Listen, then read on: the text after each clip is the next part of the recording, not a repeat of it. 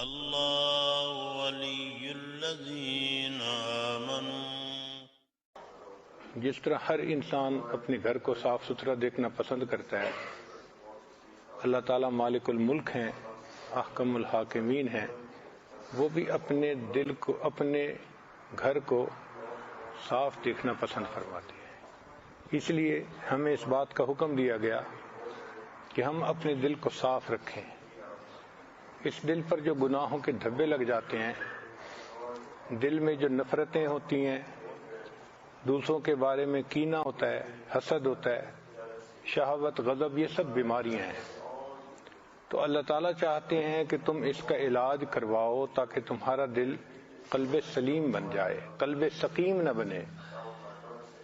آج ہمارے دل میں بیماریاں بھری ہوئی ہیں، یہ قلب سقیم ہے۔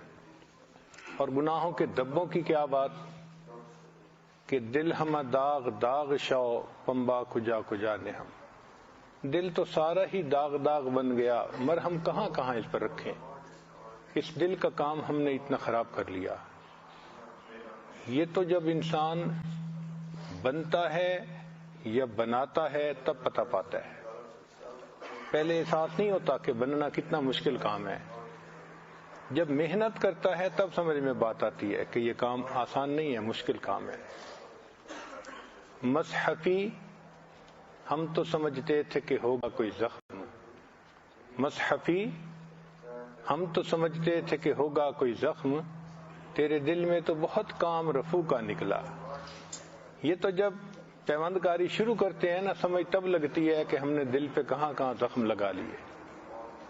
تو اس لیے اس دل کی صفائی کرنا یہ ہمارے اوپر لازم ہے۔ یہاں ایک سوال پیدا ہوتا ہے کہ جب دل اللہ کا گھر ہے، اللہ تعالیٰ خود اپنا گھر کیوں نہیں صاف کروا دیتے؟ ایک اشکال پیش آتا ہے۔ تو بھئی دنیا میں دستور یہ ہے کہ جو مالک ہوتا ہے وہ کرایہ دار کو جب گھر کرائے پہ دیتا ہے تو ذمہ لگاتا ہے میرے گھر کو صاف رکھنا۔ تو گھر کو صاف رکھنا کرایہ دار کی ذمہ داری ہوتی ہے، اور اگر وہ صاف نہ رکھے تو مالک اس کو کئی دفعہ کرائے پہ دینا ہی بند کر دیتا ہے، نکل جاؤ نکال دیتا ہے۔ اس دنیا میں یہ دل ہمارے اختیار میں ہے، تو اللہ تعالیٰ نے ہمارے ہی ذمہ ڈال دیا کہ میرے گھر کو صاف رکھنا بھی تمہاری ذمہ داری ہے۔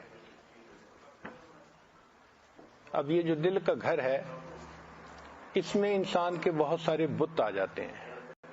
جیسے بیت اللہ شریف میں 360 بت رکھے گئے تھے، ہمارے دل بھی بت سے بھرا ہوتا ہے کئی مرتبہ، تخیل کے ہوں یا نفسانی شیطانی محبتوں کے ہوں، یہ سب کے سب بت ہوتے ہیں۔ کہیں دنیا کا بت ہے، کہیں کسی عورت کا بت ہے۔ اب ان بتوں سے اس گھر کو خالی کرنا، دیکھیں اللہ تعالیٰ نے اپنے بیت اللہ کو خالی کروایا نا بتوں سے، اپنے محبوب صلی اللہ علیہ وسلم کے ذریعے سے۔ ایسی ان کی مدد فرمائی کہ 10 سال کے قلیل عرصے میں ہجرت کے بعد پھر ان کو دوبارہ واپس پہنچا دیا۔ اور نبی علیہ السلام نے فرمایا الحمدللہ وحدہ نصر عبدہ وحدم الاحزاب وحدہ۔ اس ایک اللہ نے سب گروہوں کو شکست عطا فرمائی، اس نے اپنے بندے کی مدد فرمائی۔ تو ہمارے اوپر بھی لازم ہے کہ ہم بھی اس اندر کے بیت اللہ کو بتوں سے پاک کرنے کے لیے اللہ سے مدد مانگے، اور اللہ مدد فرماتے ہیں۔ اگر کوئی مخلص ہو کے کوشش کرے، اللہ تعالیٰ مدد کرتے ہیں۔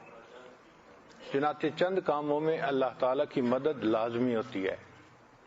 کوئی بندہ مسجد بنانے کی نیت کر لے اخلاص کے ساتھ، اللہ تعالیٰ اس میں اس کی مدد فرماتے ہیں، اس کو لیٹ ڈاؤن نہیں ہونے دیتے۔ بیٹی کا رشتہ، اگر کوئی نیت کر لے کہ میں نے بیٹی کی شادی کرنی ہے، اسباب بے شک نہ ہوں، اللہ تعالیٰ ہمیشہ بیٹی کو عزتوں سے رخصت کروائیں گے۔ کبھی نہیں ہوتا کہ انسان کو ذلت اٹھانی پڑے اس کام میں۔